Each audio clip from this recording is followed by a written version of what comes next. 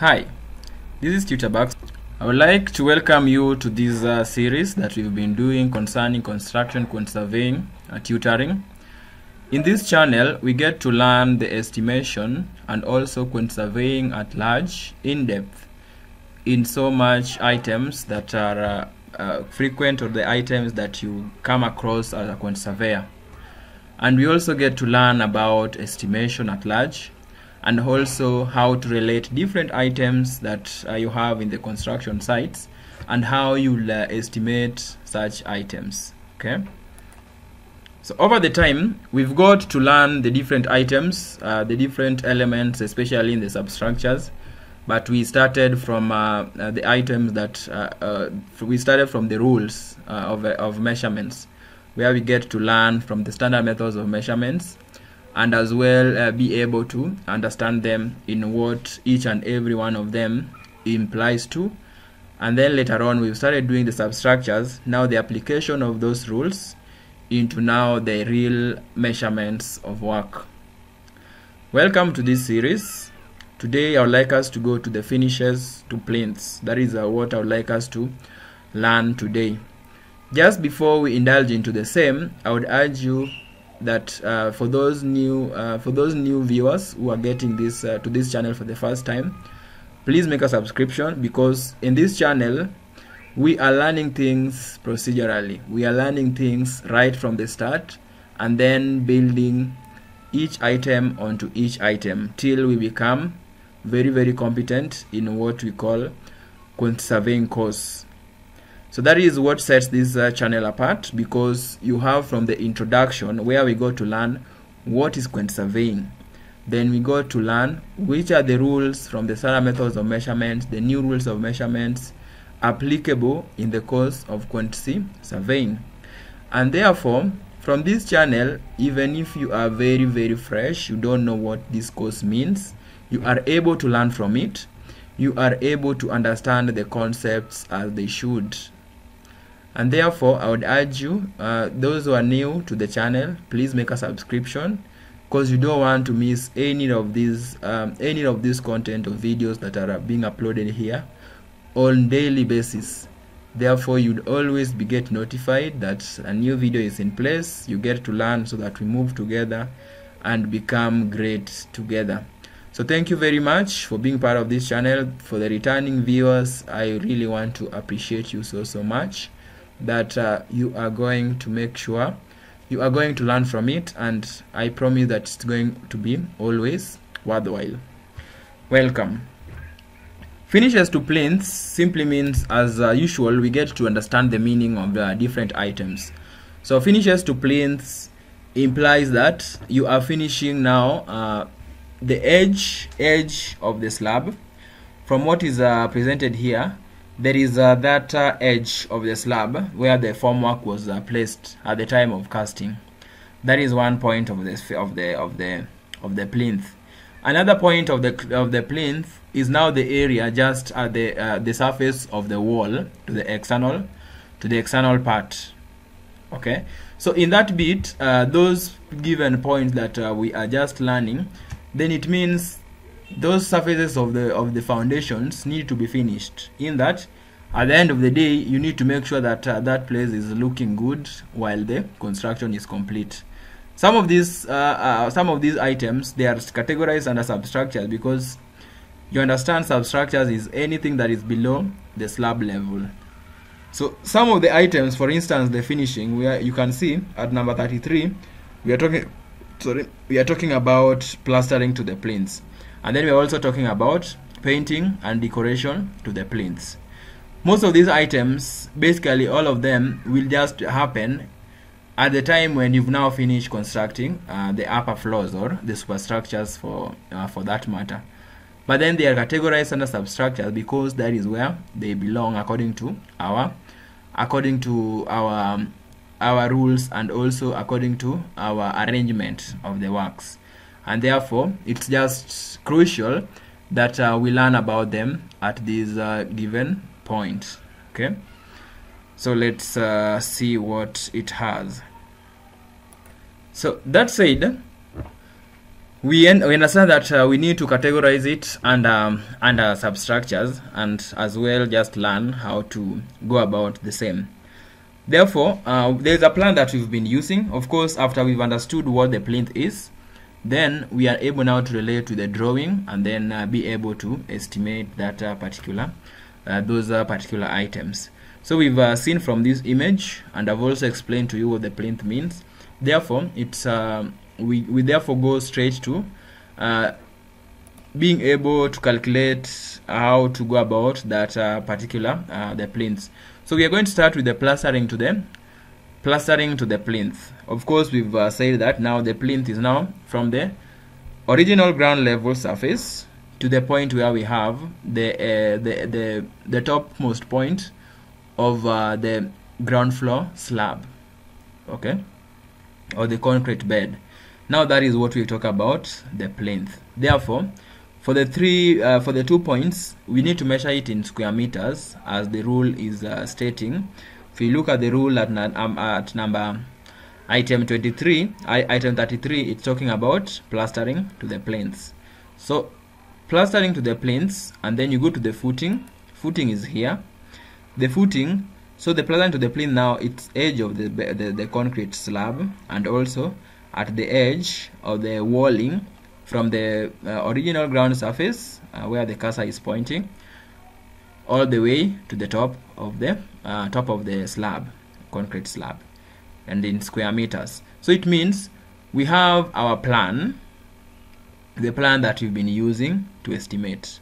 So that plan, it means we are going to get the total length of that plan. So for instance, when you are looking at if you're looking at this particular image that is presented here, you need now to get the length all round. So if you're reading it from the plan, then still the same, just need to measure what is your length at the edge of this particular plan all round.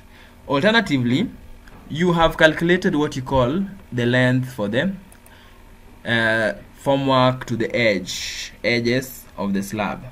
Okay, yes, I believe we got it somewhere.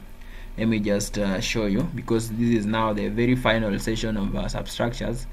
Most of those items are ones that we had calculated in our previous session. So for instance, what we have here in terms of let me just get it, formwork, stone formwork to edges of slab. Perfect. So this is where we got the length for the formwork to the edges of the slab. Okay, then I'm telling you, if you now want to get the area for the plinth finishes, then it's basically get that total length, which is now the same length that you use for the formwork. Get it all round. Okay, once you have it all round, then you'll now multiply by the girth, or you can call it the width if you wish. And how do you get that? Get the width of the slab, because the 2 dimensions that are making the plinth include, let me just try to highlight this even better so that you are able to understand it quite well.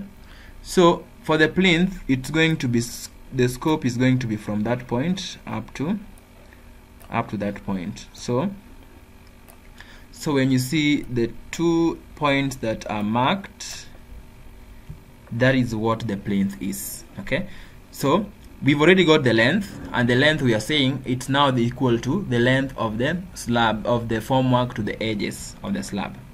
So once you have that, put it aside, and then note now what was the thickness of your slab, because that is 0.1. If for instance saying we are using 150 millimeters thick slab, so 1 point, it's 150 at this point. Okay, that is 150. And then now the normally slab is raised above the ground level by some measurement. For instance, you can talk about 200 millimeters or 150 millimeters, depending on what you wish to have.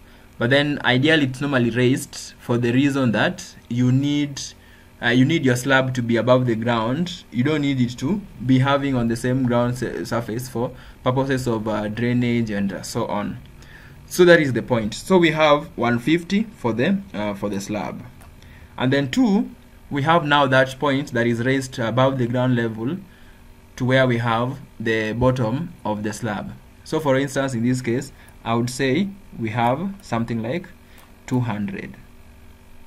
Okay, so we have 200 for this point, and then 150 for the slab thickness.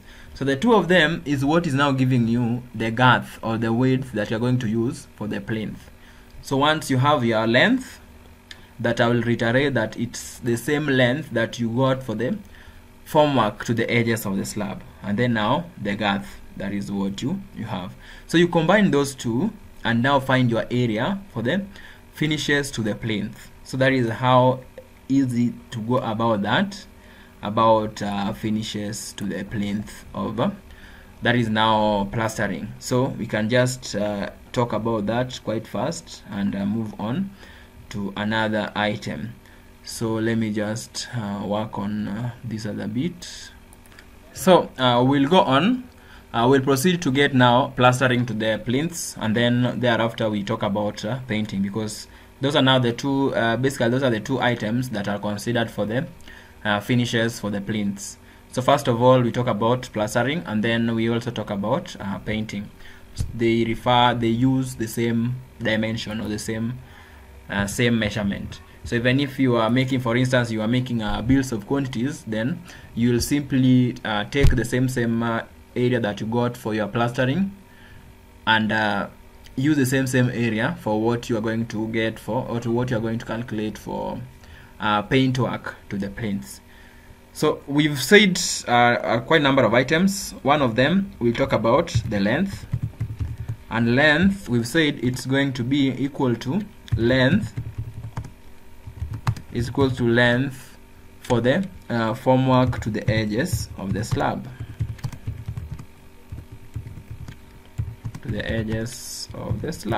Okay, that is one straightforward item that you have to note from this particular session, that what you have in terms of edge formwork length, which is now basically the length on the external surface of external edge of the slab, or the external edge of the footing.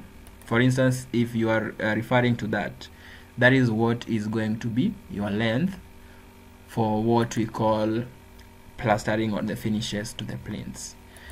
So luckily we had calculated that, and it was 64.40. okay, is equals to 64.40. So this is from the plan that we've been using. Nevertheless, those who have not gone to the previous sessions, this particular dimension of 64.40 is never constant, unless we are referring, all of us are referring to one same plan all through, which is not possible because designs are so diverse. We have so many unique designs and so on. Therefore, that means you don't need to master the 64.4. What you need to understand is that you are able to find your own dimension from the plan, or even from the real-time construction projects that are ongoing and so on. Once you have that, get that total length, and then the next item that you're looking for is what we call the width. Okay, and width, we've said width is equals to slab thickness, okay, concrete slab thickness. Okay, in this case we are talking about concrete slab ground floor, concrete ground floor slab thickness. Then you have what you add what you call underside to the slab. The items that I've mentioned are here. This is the slab.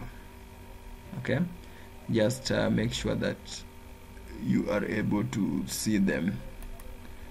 Okay, this is the underside. So in this case, what we have here as 200 is the underside, and then what we have here as 150, this is the slab. Okay, and then this is what you'll call underside, or you can just abbreviate it as U/S. Okay, that is the underside, and then this is the slab.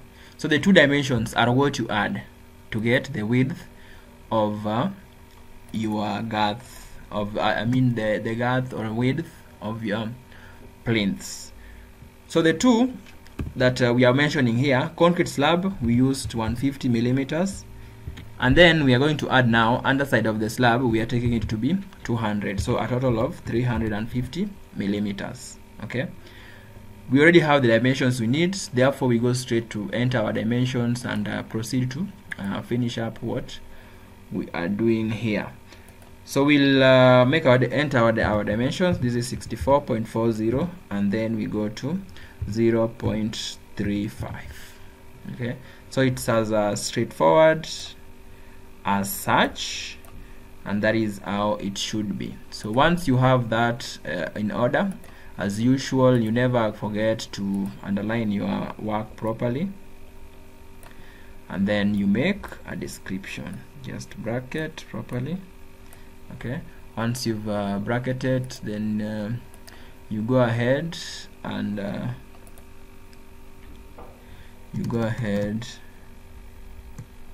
describe. Okay, that is how you go about that. So we'll talk about okay, we'll plaster plinths in cement stroke sand 1, 1, 2, 3. Okay, so once you have that, then you also go ahead and have also to include now just make an ampersand, and then you go and also add now paint.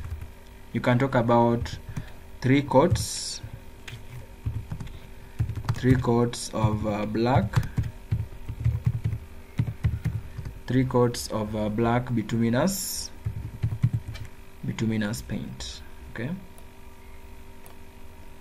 yes, so that is how you go about that, and we have seen that quite properly.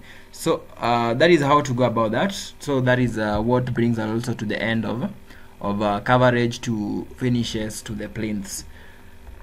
And overall, when we get back to our order of items, those that we've been dealing with all this time concerning the substructures, just a quick recap. The substructures include all these items, and all these items have been covered in the previous videos. Until today, we've covered the very last item, which is plastering to plinth and also painting to plinths. So all these items have been covered.